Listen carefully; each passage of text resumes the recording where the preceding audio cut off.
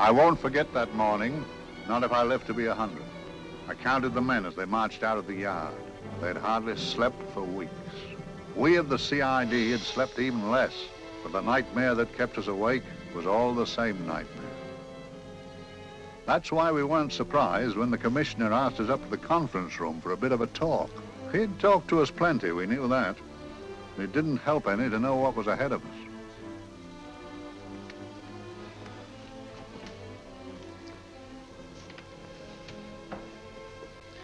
Must we have that window open, Gregson? Oh, shut it if you want to. Chief will be in enough of a temper without having a ruddy blast down the back of his neck.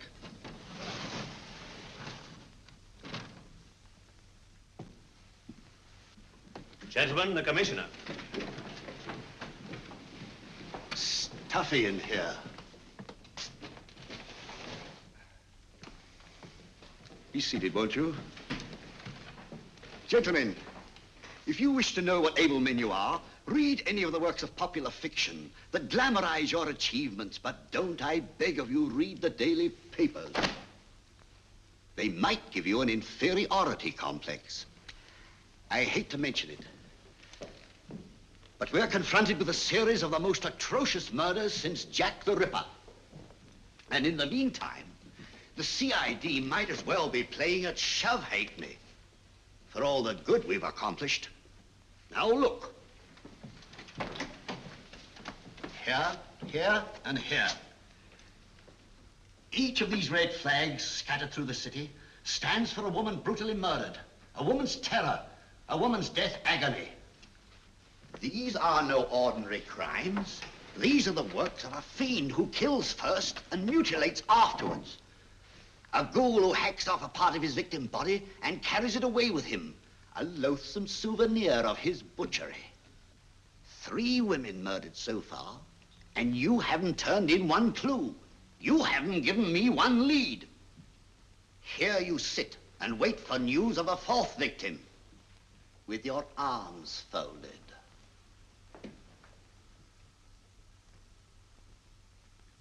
Well, we hadn't long to wait. It was down Lambeth Way where a young woman was hurrying home late last night. She saw something and stopped. It was a constable. He spoke to her and he walked along with her, just in case. He saw her go down the stairway to the basement lodging where she lived. We can only surmise what happened after that.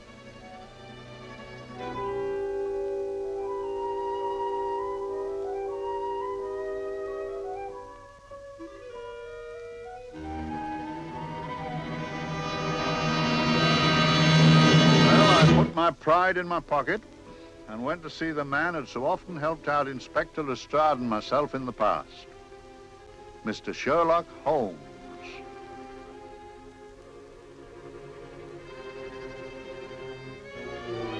If ever a man needed help, I did.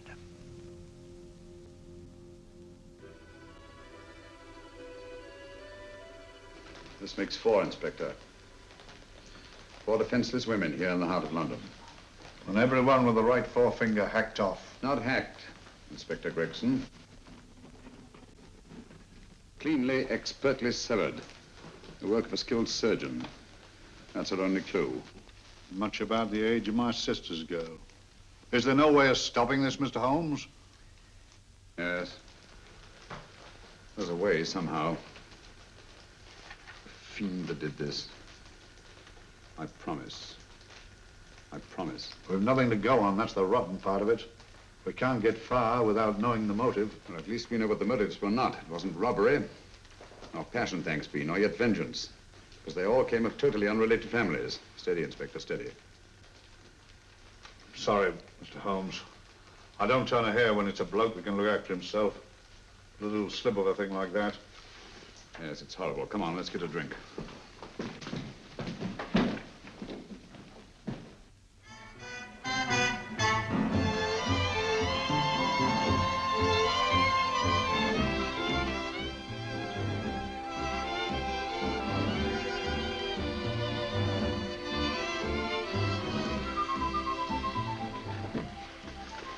Good evening, Mr. Holmes. Evening, Vincent. Whiskey and soda, please, and a double for my friend here, Inspector Gregson. Very good, sir. Make mine Irish. Decent of you to give me a hand with this thing, Mr. Holmes. Always a pleasure to be of help to Scotland Yard, Inspector. Little out of my line, looking for a maniac who murders just for the fun of the thing. Or perhaps just to get a human finger. In all 4 cases, the murderer risked capture by stopping to secure a finger. Wonder what for? Who knows? He's just a madman. Perhaps there's method in his madness. If we could just trace those missing fingers. If we could just drain the English Channel, we might find a penny. Huh? Oh, thank you. You may keep those, Mr. Holmes. Thank you.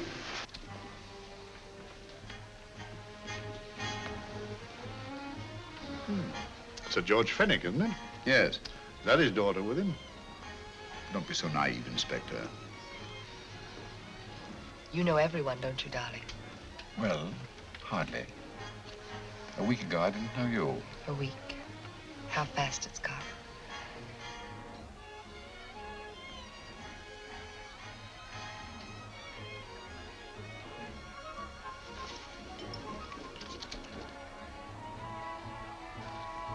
I collect these things. How very quaint of you. Shall we go? Yes.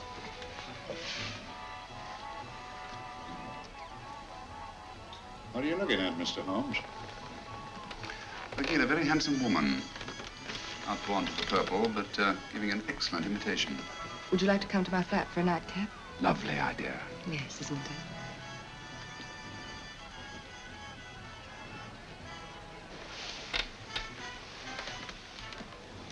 Wonder where she's taking Sir George Fenwick. Don't be so naive, Mr. Holmes.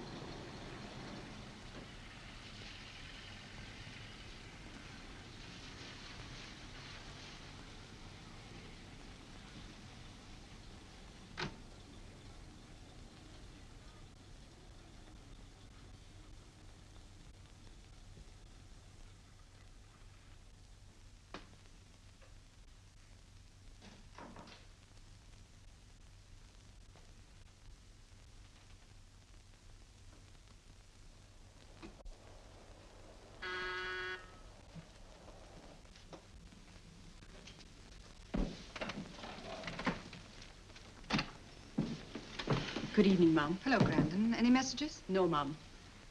Thank you. Drinks, Grandon. One of your nice surprises. Yes, Mum. I say, you don't mean that, Grandon's a marvel, aren't you, Grandon? Yes, Mum. You wouldn't believe the things she can do. Ah, charming place. Delightful. Really? Do you think so? I'm so glad. Do sit down. Do you mind? Do I mind? What a question. I don't mind anything, really. Except not being with you. Now, you really don't want me to believe that, do you? Not too seriously. Good. We're both quite grown up, aren't we? Quite.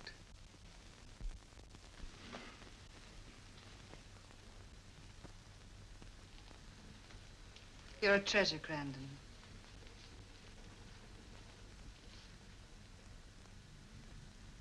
And lower the lights a little as you leave.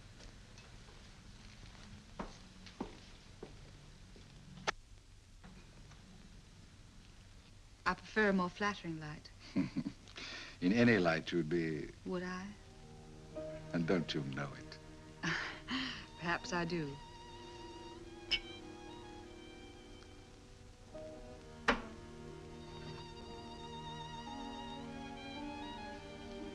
Oh, that priceless woman. You wouldn't believe it, but she's absurdly romantic. She loves dreamy music, and she thinks that we... But we do, don't we? Do we? Well, it's rather soothing, restful. Yes. And we all need rest at times, like tired children who've played too long. You've played with wooden soldiers, I suppose. Funny. Hadn't thought of that for years.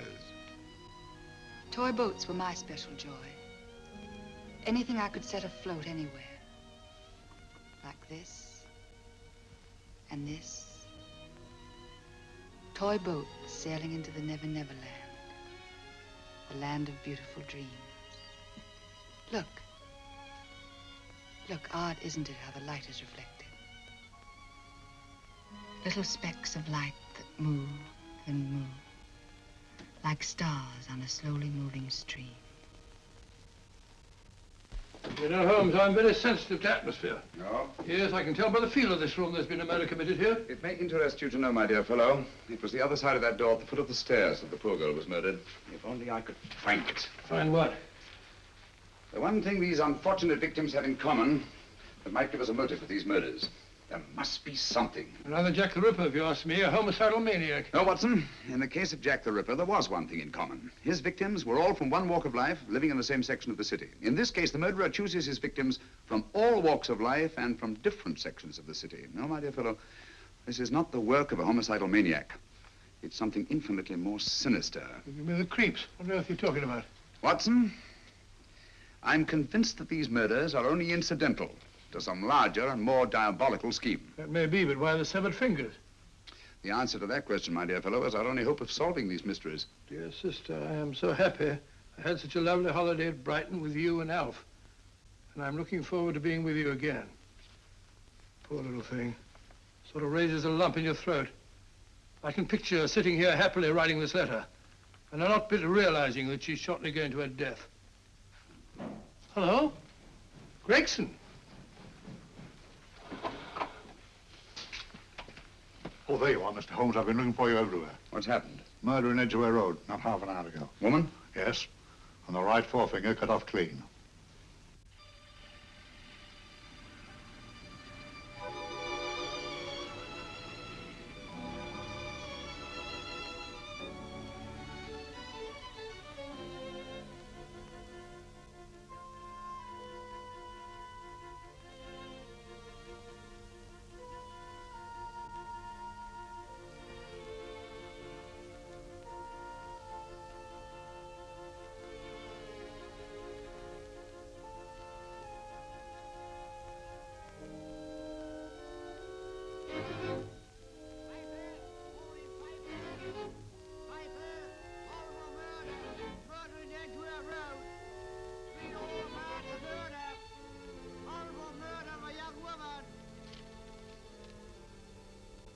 Papers!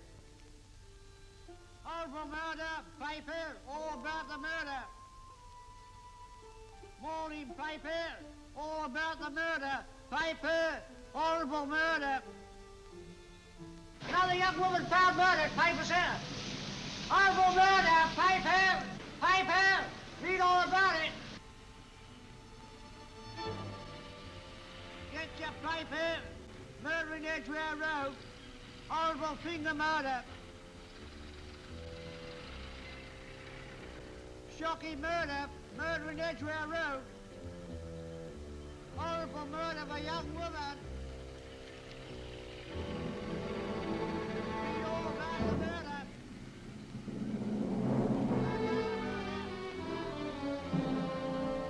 Only fancy, Mum. There's been another of those horrible murders. Dear, dear, how shocking. Yes, Mum. I really don't feel quite safe here myself. Oh, dear.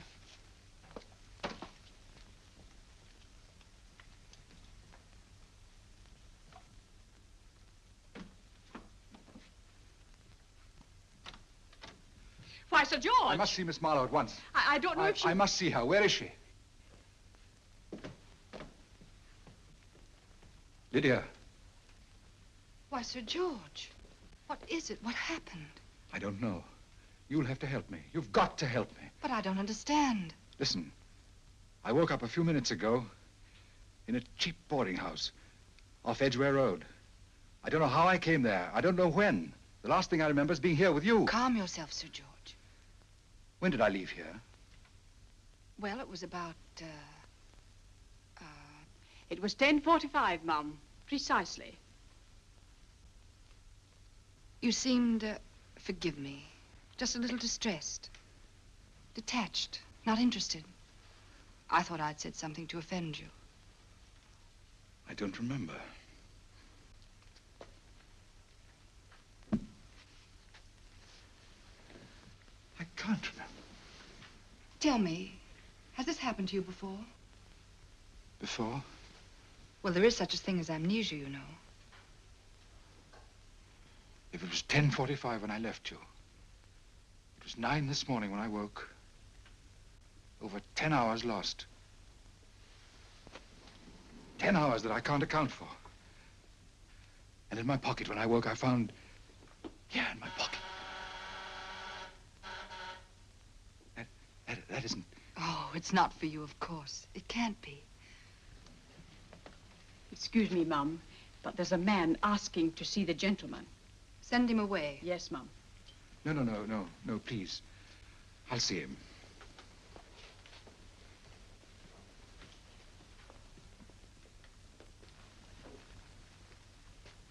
Well? Delightful room. Not much like the place you woke up in this morning. You followed me here? Yes. Are you a detective? Oh, no. Quite the contrary. Don't be afraid, Sir George. You know my name? Oh, yes.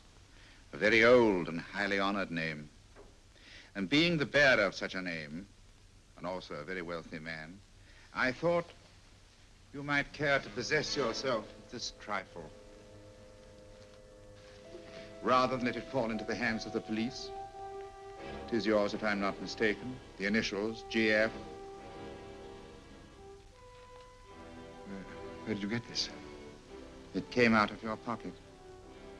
I saw it fall, but you never noticed. You were very busy, bending over something with a knife. Then you put something in your pocket.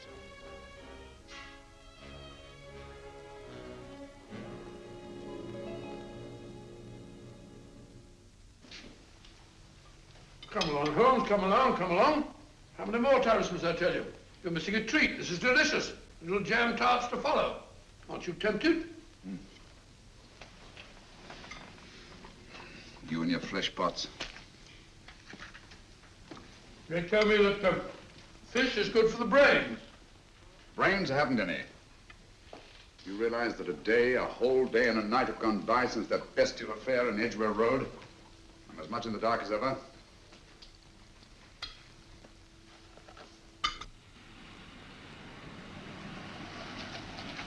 Hello, here comes a client, unless I'm very much mistaken.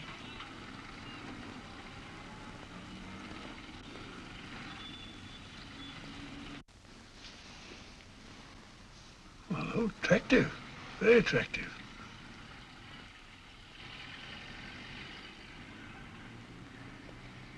Obviously, she left home under the stress of some very great emotion. How do you know that? She isn't wearing any gloves. A startling omission in a young lady of fashion. Oh, she didn't put her coat on. Open car, too.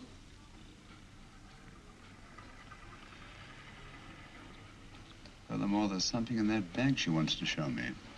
What makes you say that? The bag doesn't match her dress, indicating it was picked for size rather than style, to accommodate some bulky object. You amaze me, Holmes. What do you mention, my dear fellow?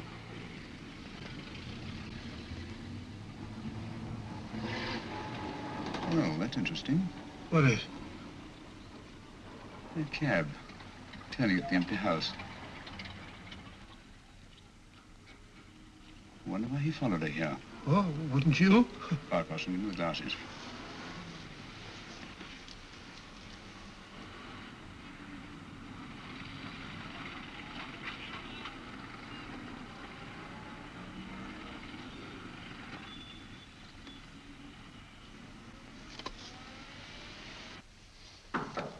Well, we shall soon know. Yes, Mrs. Hudson?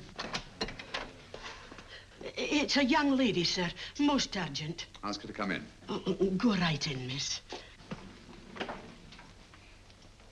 Mr. Holmes? Yes, this is my friend, Dr. Watson. How do you do? How do you do? Mr. Holmes, you must excuse me, please. Yes, well, won't you sit down? Come along. May I? It's quite all right. Thank you.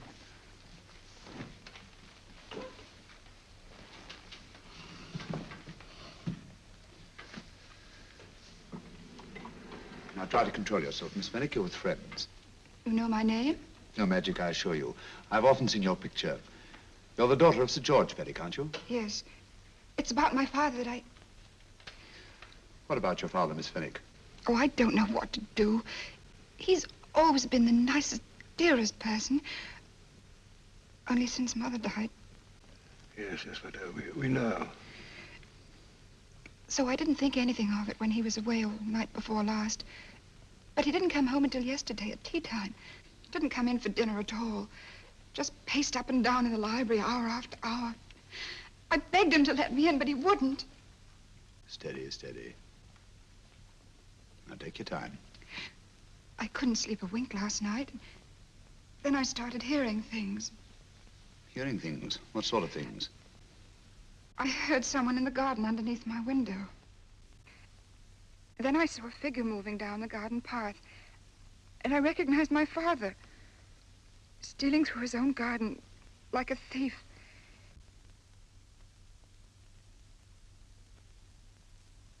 He had a spade in his hand, and he stopped by the greenhouse where he started to dig. This morning, at daybreak, I stole out into the garden and found this.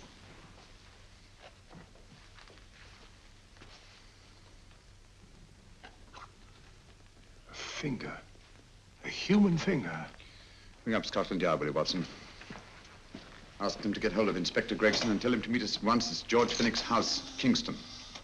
Operator, get me Scotland Yard quick. Where's my father, Norris? He's still in the library, miss. Thank you. We'll see him right away. Will you come with me, please? Thank you. I got your message, Mr. Holmes. Yes, indeed. Dad, may I come in? Dad. It's funny. He doesn't answer. Do you mind? Please do. Thank you. Watson, quick. Oh, Come along, no, my dear. no, no. Take charge, Miss Fenwick, please. Sorry, sir. No, miss, please. Please come along with me.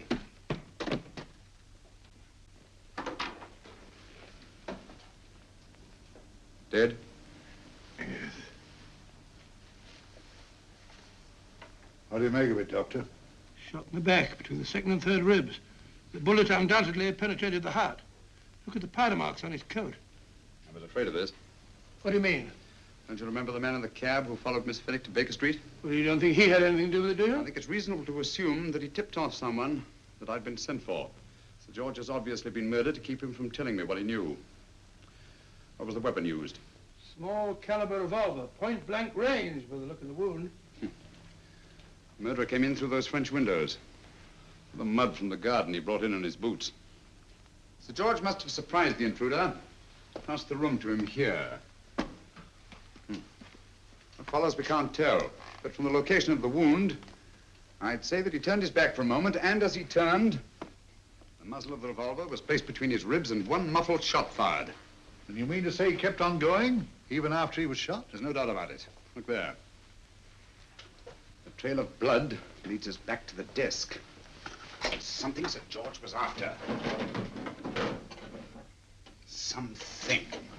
I know. He was trying to summon help, poor chap. I don't think so, Watson.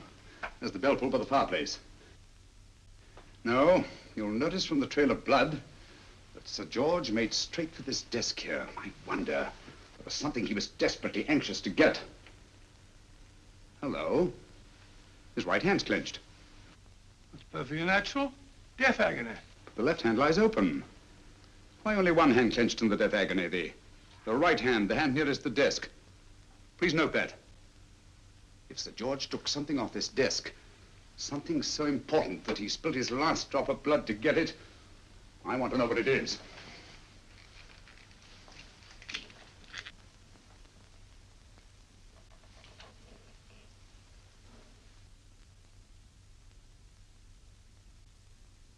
It's nothing but an ordinary match folder. Where does that lead us? I imagine to something very important, Gregson. This match folder's from Pembroke House. Why shouldn't it be? He was there, you know. We saw him yesterday. Yes, but the effort he made after he was shot to get hold of this match folder. It's just possible he wanted someone to remember Pembroke House. He may have wished to recall it to someone who saw him there. Someone who, like ourselves, saw him with a woman.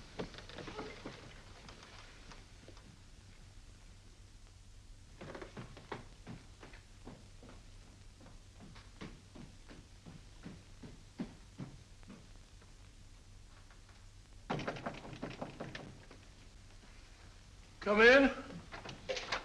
Oh, Dr. Watson, this came by hand for Mr. Holmes not 10 minutes ago. Thank you, Mrs. Hudson. That would be the report from Mr. George's bank.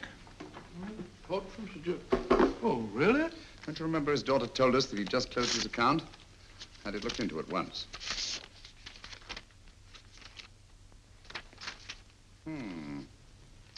He drew out his entire balance in cash, nearly £10,000, yesterday, just after that young woman was murdered. What does that suggest to you, Watson? But he paid it out to someone. Precisely. I smelled a faint, sweet odor of blackmail.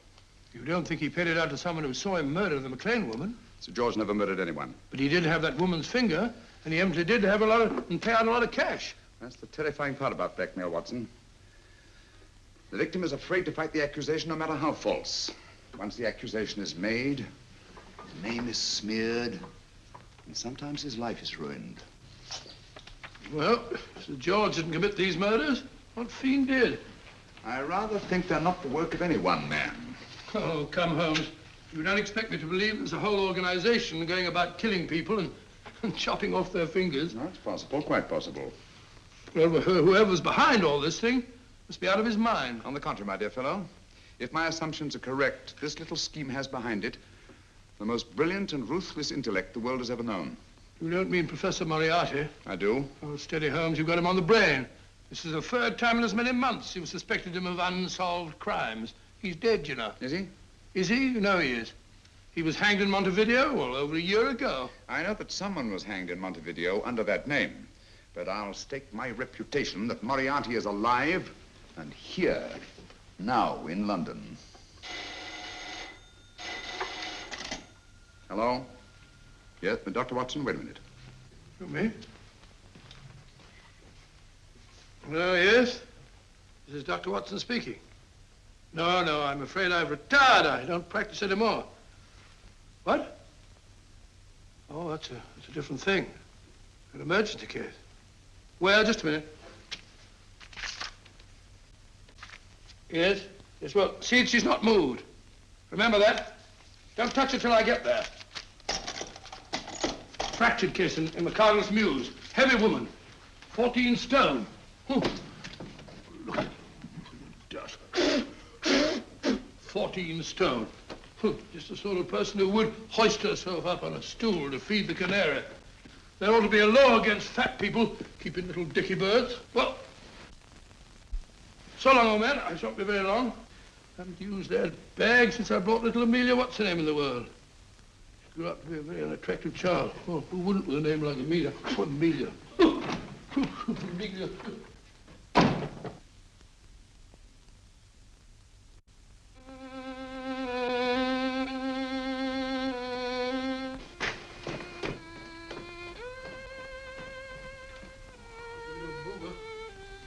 People are so stupid about accidents.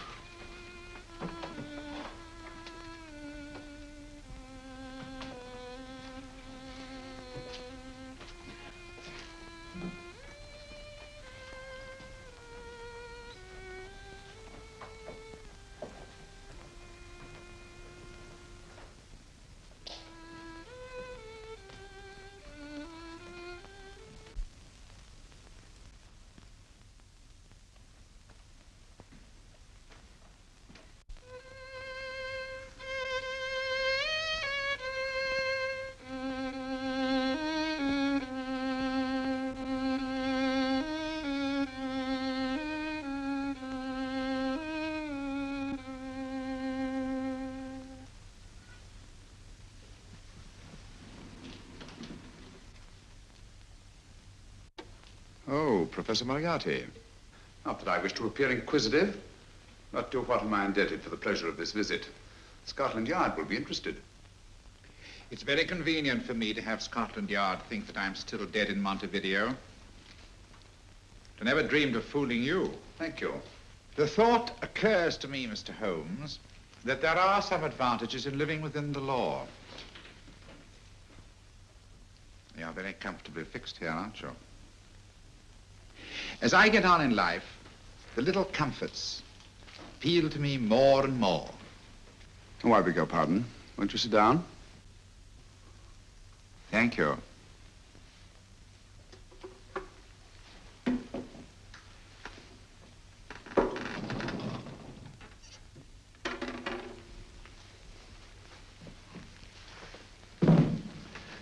And now, Professor Moriarty, what can I do for you? Everything that I have to say to you has already crossed your mind. And my answer has no doubt crossed yours. That's final? What do you think? I shall not rest until you are hanged for the finger murders. You've no proof, you know. No, not a shred. But I have you. I could turn you over to the police here and now. You could. But if you did, you'd never see Dr. Watson again. Oh, the telephone call. Quite. I rather assumed you had taken some such precaution. Or I should have snatched up a revolver and indulged in a fit of heroics when you came in. Very smart, aren't you? Not smart enough. Or I should have anticipated you. But if any harm comes to Dr. Watson, I shall seek you out. I shall not rest until I find you, and when I do... No harm will come to Dr. Watson this time. But I can't answer for the future. Mr. Holmes, I should strongly advise you to drop this case. Don't be silly. Think it over. We've had many encounters in the past. You hope to place me on the gallows. I tell you I shall never stand upon the gallows. But if you are instrumental in any way in bringing about my destruction, you will not be alive to enjoy your satisfaction. And we shall walk together through the gates of eternity, hand in hand. What a charming picture that would make. Yes, wouldn't it? You know, I really think it might be worth it.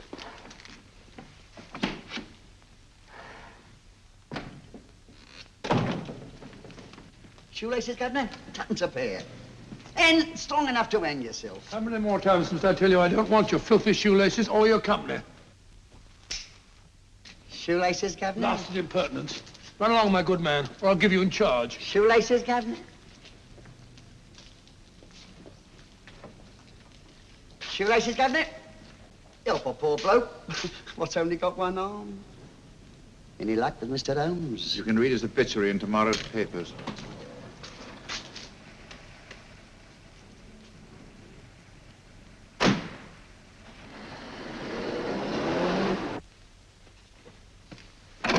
Oh, there you are, Watson. Come in. I was, just going out to look for you. Look for me what for? Suppose you don't think I know my way about. Well, you're right, I don't. Blast all practical jokers anyhow. Know where I've been? On a wild goose chase. Exactly. There's no such number in McCardle's Muse. Some fool's idea of a joke. Did you see anyone? No, nobody especially. Only a whining old idiot selling bootlaces. Persistent beggar, wasn't he? Stuck to you like grim death. Huh? How do you know? And finally left you for someone who looked like better pickings. Someone, my dear Watson, was Professor Moriarty himself. What? He's just called on me. Moriarty here and you let him go? But you must be out of your mind. Why? Well, he bluffed me into believing that he was holding a friend of mine as hostage. Friend of yours who? Oh, nobody very important, just a fat, lazy fellow. Medical man, I believe. Medical man? Do I know him? Yes, I think you do. A fellow by the name of Watson. Watson, never heard. Who, me? I'm afraid so, old fellow. Your street hawker's job was to do away with you in a certain contingency. And you let Moriarty go? Because of me? I had no choice. I can't afford to lose you, old fellow. Well, it's very decent of the old chap, I must say, but... I wish you'd nabbed him. We shall, never fear. I know the motive for the finger murders. All I have to find out now is the method used with the blackmail victims. Method? Yes. How does Moriarty get them to the scene of the crime?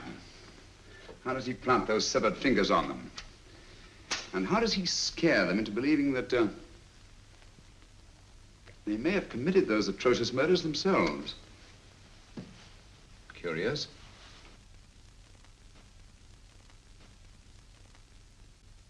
Very curious. Huh? Curious? What's curious? That window in the empty house across the street. First floor front. Huh? What's wrong with it? It's open. Why shouldn't it be open? Well, it wasn't open half an hour ago. I'll stake my life on that. Well, that's not our business. Let it stay open.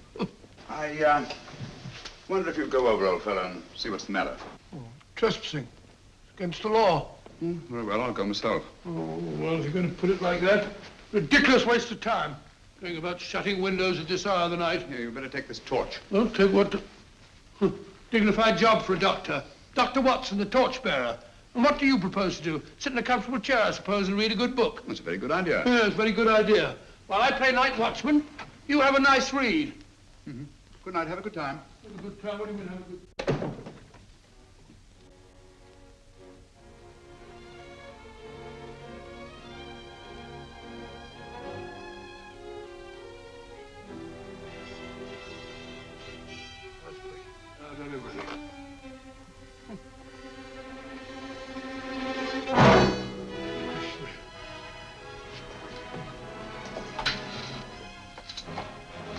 For? Oh, umbrella stand.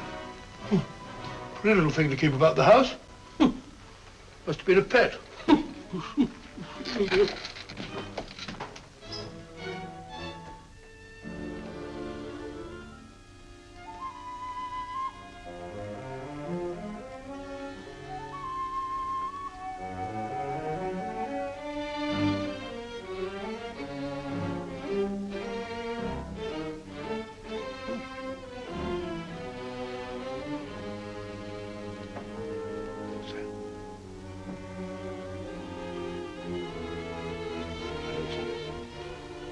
Rat rubber. This was good. Oh.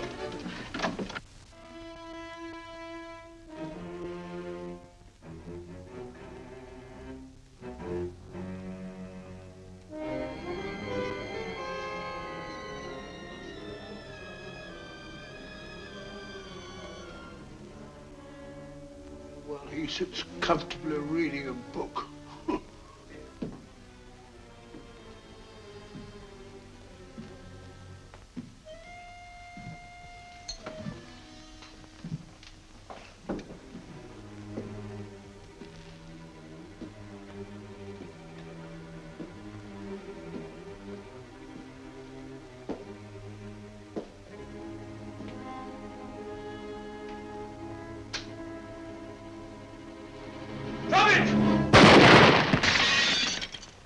He killed Holmes!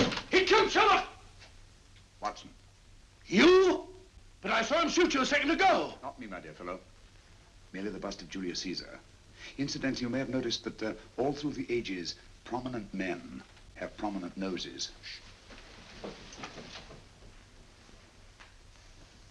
Oh, I'm afraid we're in for terrible trouble again with Mrs. Hudson. Window smashed, plaster all over the floor. Get up, you.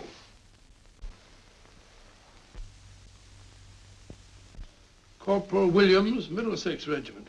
Discharged from the army as physically unfit. Huh. Papers seem in order.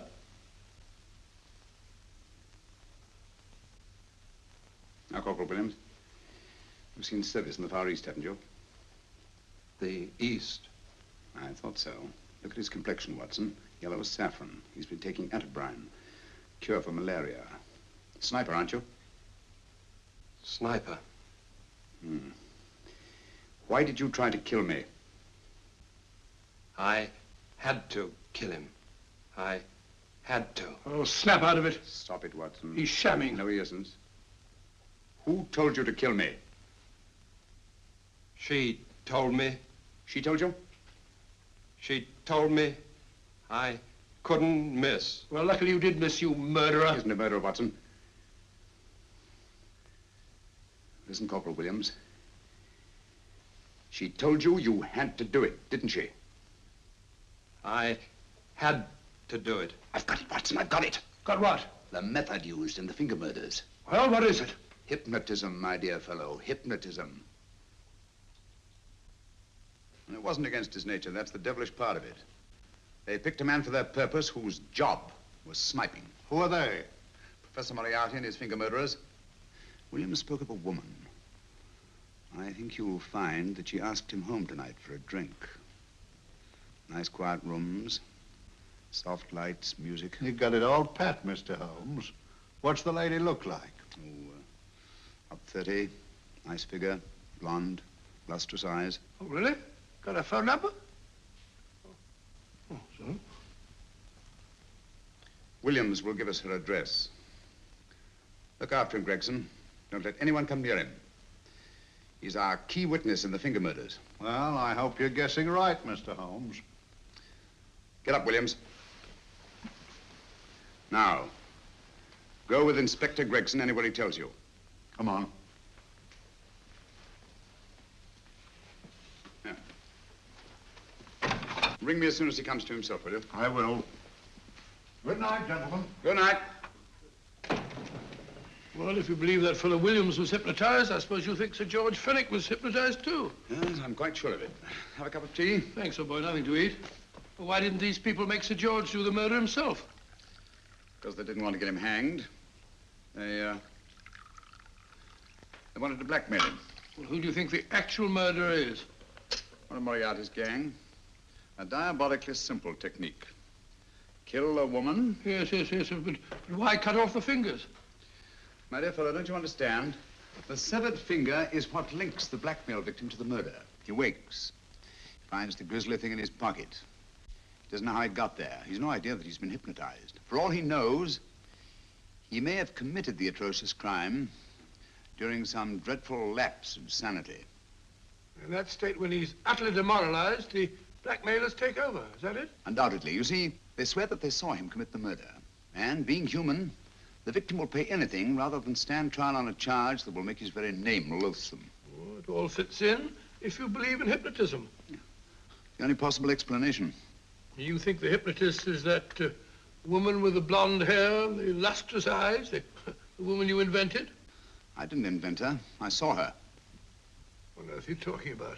That woman, my dear Watson, was with Sir George when he left Pembroke House. I saw her there. I shall see her again, and Williams will lead me to her. That's why it's so important to keep him safe. He will identify her.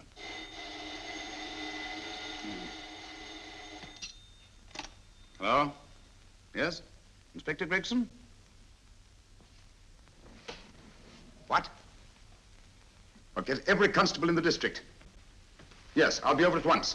What's happened, Holmes? Williams is missing. Great Scott! Come on.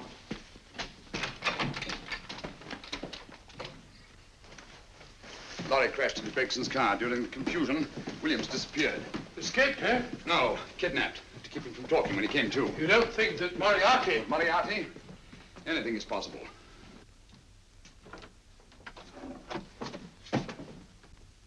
Williams! Dead. You see, anything is possible.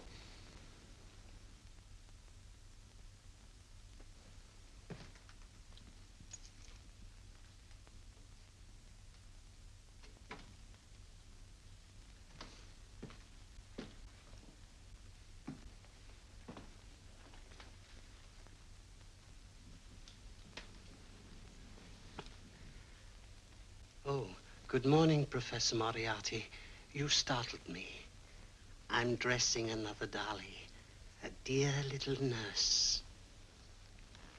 Is there anything wrong with your finger? Just a splinter. Nasty thing, splinters. Most trying. One can't be too careful, but I'll get it out for you. I have the very instrument to help you. Sharp enough to split a hair. Put those tools away until they're needed. But they're not tools, sir. They're instruments. Put them away. Is Lydia in? Yes. But really, you should let me. Get dressed. Holmes and Watson just left Baker Street for the Mesmer Club. Mesmer Club? The meeting place of all the top hypnotists in London. Do you suppose that Mr. Holmes is onto our method? If he suspects, it's merely a suspicion. It's our business to see that it ends there. I hope you're right. Williams passed away before he could talk, remember? What do you want me to do? Go to the Mesmer Club, meet Holmes, and induce him to come back here. Isn't that a bit dangerous? Every meeting with Sherlock Holmes is potentially dangerous. However, you say he didn't see your face at Pembroke House. And how would you suggest I get Mr. Holmes to accompany me here? Kidnap him? Oh, no. Holmes has one weakness, his insatiable curiosity. If you can arouse that, you can lead him anywhere. It's up to you to take advantage of any opportunity that may arise. This way, please, gentlemen. I'll tell Dr. Onslow that you're here. Thank you. And this is the Mesmer Club. If you ask me, hypnotism is a lot of mumbo-jumbo. Oh, come now, Watson. As a medical man, you must admit that hypnotism has its place in modern science. That may be, but 90% of hypnotists are crooks of the worst kind. Nothing more than a lot of charlatans exploiting weak-willed morons. Ah, Dr. Onslow, I believe. Happy to meet you, Mr. Holmes. Your brother Mycroft suggested I might be of help to you. He's a valued member of our little group of charlatans and crooks. Oh, beg your pardon, sir. I didn't know you were listening. Behind the curtain. My friend, Dr. Watson. Oh, delighted. How do you do? I wonder now. You see, we're in the midst of a little experimental session at this very moment. If you'd care to join us. Oh, certainly, certainly. I'd be very instructive. Oh, well, will you follow me? Thank you. Why should I know that we're behind a blasted curtain? In treating his patients. But today, the therapeutic value of hypnotism, as we now call it, is conceded by innumerable physicians. Especially is it of value in surgical cases where the administration of local or of general anesthetic is inadvisable. Inadvisable poppycock. Oh, sorry. For the sake of latecomers, I may say that I have placed this subject under profound hypnosis. In this condition, he can feel no pain, even under applications which normally would be excruciating. Excruciating? You excuse me, please. Carter, you are having a peaceful sleep. You feel nothing. Your arms and your hands are without sensation. Mowbray, the long needle.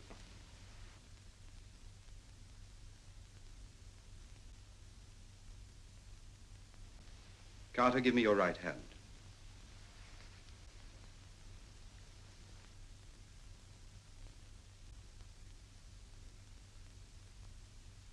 As you observe, the needle has been thrust completely through the subject's hand.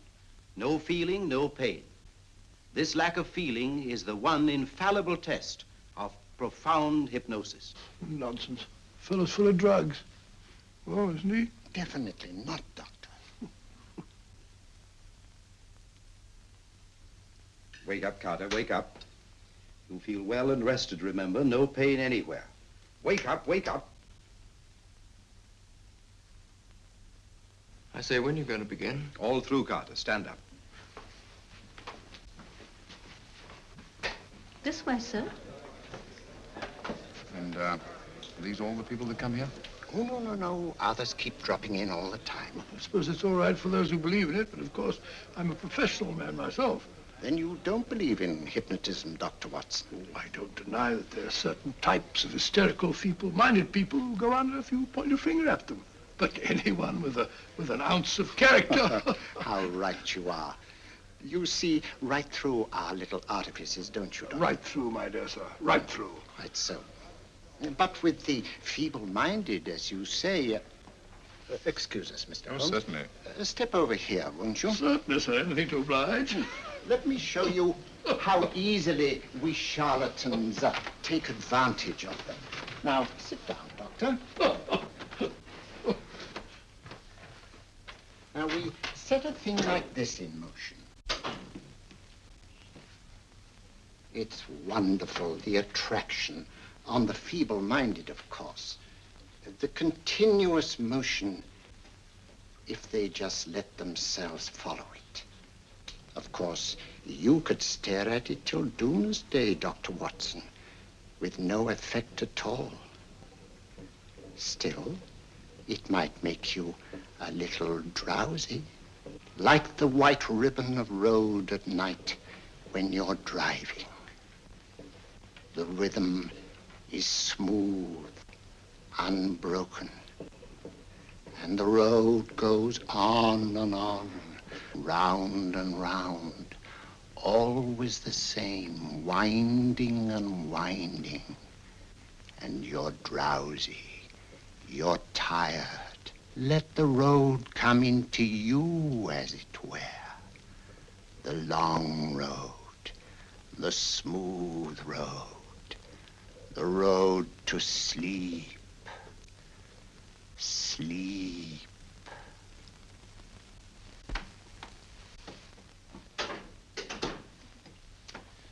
Open your eyes. Stand up. Turn around. And now, Dr. Watson, you're on a holiday in Scotland. The country is amazingly beautiful. We're coming to a stream. It isn't deep. Better take your shoes and socks off.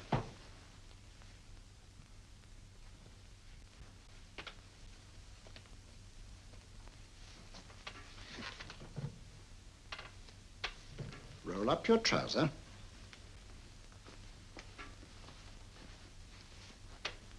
That will do. The other leg is waterproof. Turn around. Mind the pedals.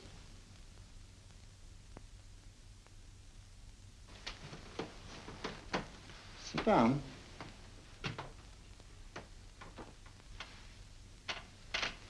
Wake up now.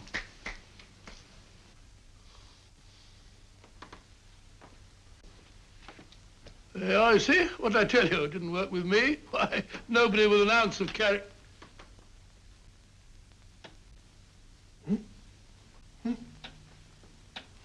I think you'll need these.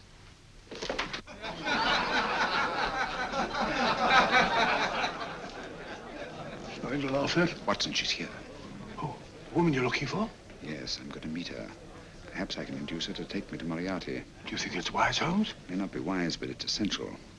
After all, I've held me on with Moriarty in the past. But isn't it dangerous? She might be a hypnotist. If my will isn't stronger than hers, I deserve to be hypnotized. Shh. I feel I must protest, Dr. Onslow. I was told this was a gathering of serious students of a great science, and I find myself in a company of buffoons. Oh, my dear madam. Elliots and Esdale, Braid. Were those men martyrs for the truth, that you may laugh over your childish, cruel tricks? I must say I'm in complete agreement with you, madam. This was most unnecessary performance, Dr. Onslow. Beg your pardon, sir. My name is Holmes, Sherlock Holmes. At your service, madam. Thank you, Mr. Holmes. I'm afraid I've created a rather embarrassing situation.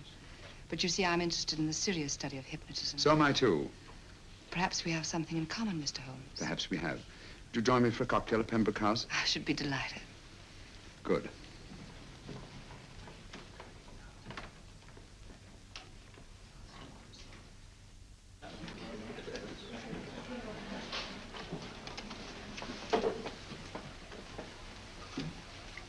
Thank you. I didn't know there was such a pleasant place in London. It was so nice of you to suggest our coming here. I thought a little pick-me-up would do us good. You mean you thought I looked... I like the way you look. Thank you. I suppose I did lose my head a little at the Mesmer Club. But you see, hypnotism is almost a religion with me. I know so well what it can do to help, heal. And I can't bear to see it used for trivial purposes. I know very little about it. That's why I went to the Mesmer Club. You see, I'm rather puzzled just now with the case that I'm working on. How fascinating. Tell me about it. It's the murder of Sir George Fenwick. Fenwick? Who's he? Quite a well-known figure. Odd now I come to think of it. Last time I saw Sir George was here at Pembroke House. Strange. Yes, isn't it? He was sitting, I believe he was sitting at this very table. Cigarette? Thanks. Do go on. There was a charming lady with him. He was lighting a cigarette.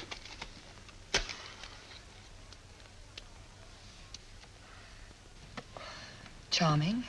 Did you see her face? No worse like. Merely her back. How unenterprising of you. Yes, wasn't it? Afraid I'm getting a little older. I shouldn't say so. That's nice of you. Still, the first time in my life, I've got hold of a case that's beyond me. I'm actually losing sleep over it. You know, Mr. Holmes, I believe I could help you. Really? I should be very grateful. You're amused. Oh, merely skeptical. How would you go about it? I've used hypnotism more than once in healing. Not for profit. I'm not a professional. But I do think I could help you. If you'd care to... I can't think of a pleasanter experience.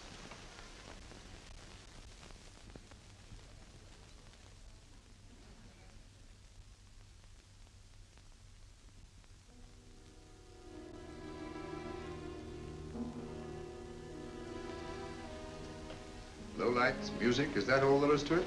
You must relax, Mr. Holmes. I'm afraid you're a rather difficult subject. So I thought perhaps a little help. Materia medica might be advisable. Drugs?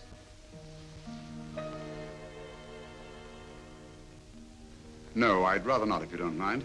As a matter of fact, I'd rather not myself. But Schrenk-Notzing, he practiced in Munich, you know. Believed it the best means for difficult subjects. Do you mind? Well, as a matter of fact, I don't approve of sedatives. Just as you wish. We don't have to go on with this at all, you know. Wait a minute. Wait a minute. All right. I'll take a chance. It's really quite harmless. What is it? Cannabis japonica, an oriental soporific. You need water.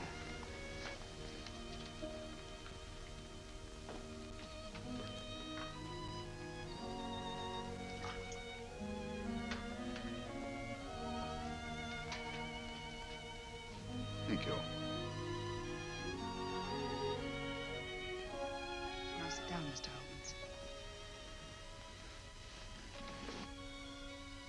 Holmes. You'll feel yourself growing drowsy. Don't fight it. Give in to it. Because you do want to sleep, you know. Just fix your eyes on this one white flower floating on the water.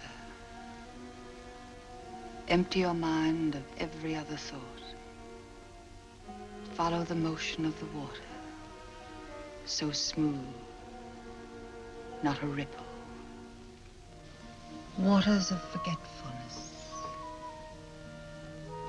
Steady, deep, strong. Strange, isn't it? How the light is reflected. Little specks of light that move and move.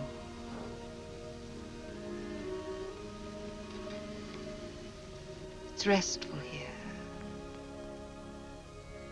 It's peaceful. It's friendly. And you're very close to finding what you're looking for. You'll find them soon now. The guilty ones. When you're rested, gentle waters closing over you. Steady, deep, strong. Drawing you down, down, down.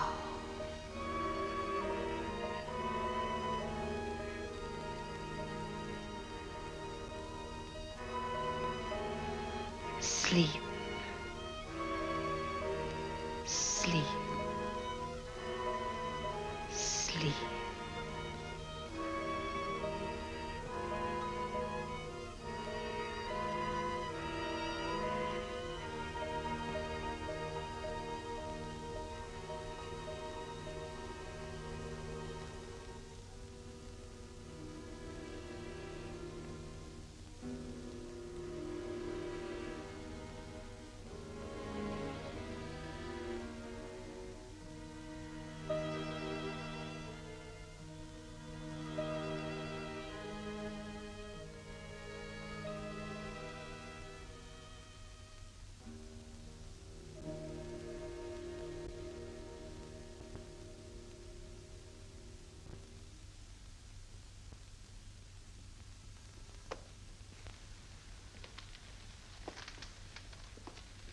Here he is, Professor Moriarty. Stand up, Mr. Holmes.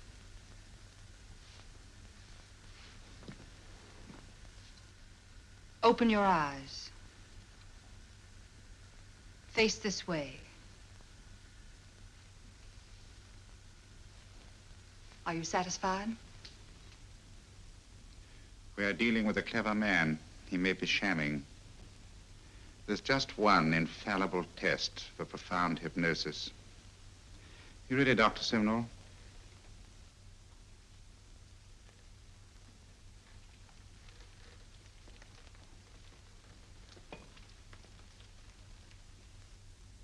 That will do, Doctor.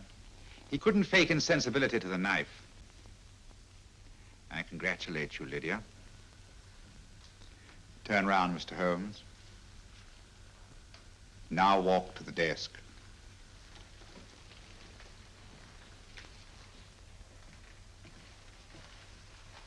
Sit down. Take that pen and write what I tell you to write. I have at last found a case which I cannot solve.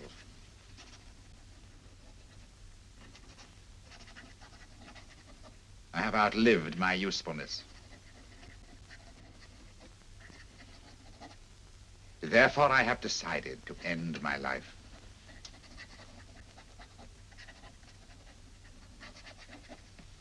Sign your name. Now blot it.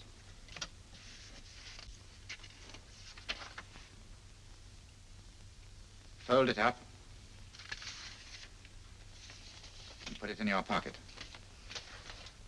Come, Mr. Sherlock Holmes. Go out onto the terrace. But it won't look like suicide, sir. I'm sorry, but Mr. Holmes' injuries must all be self-inflicted. Let's walk a little, Mr. Holmes. It's so pleasant here in the garden. Just step up here onto the terrace. It's a nice, broad terrace.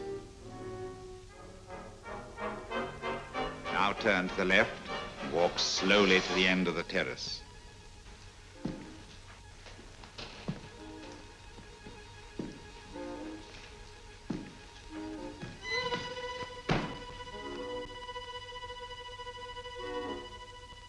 Don't stop. You must walk to the end, you know.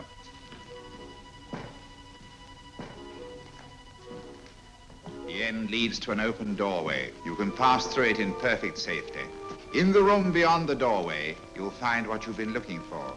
Must you drag this on? This is the moment I've been anticipating for a long time, my dear. Go on, Mr. Holmes.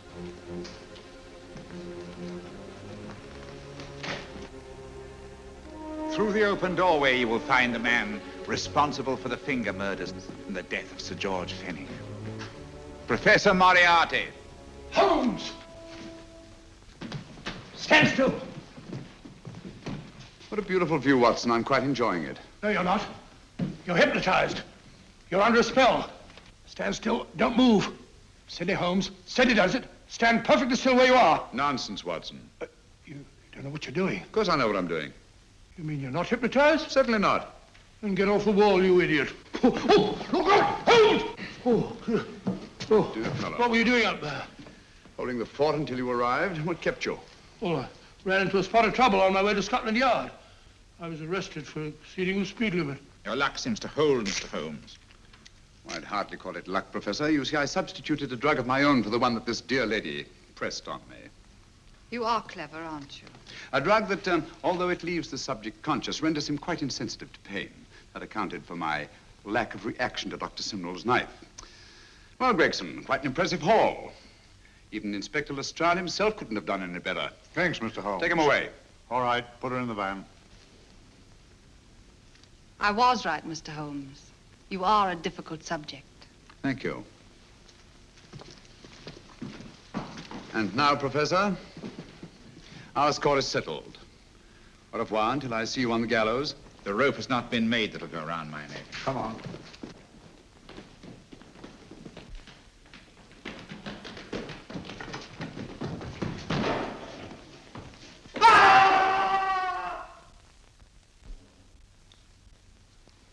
I'll take care of things, Mr. Holmes. Thank you, Inspector. Come on. An evil man, Holmes, but what a horrible death. Better than he deserved. What are you thinking of? I'm thinking of all the women who can come and go in safety in the streets of London tonight. The stars keep watch in the heavens. And in our own little way, we too, old friend, are privileged to watch over our city.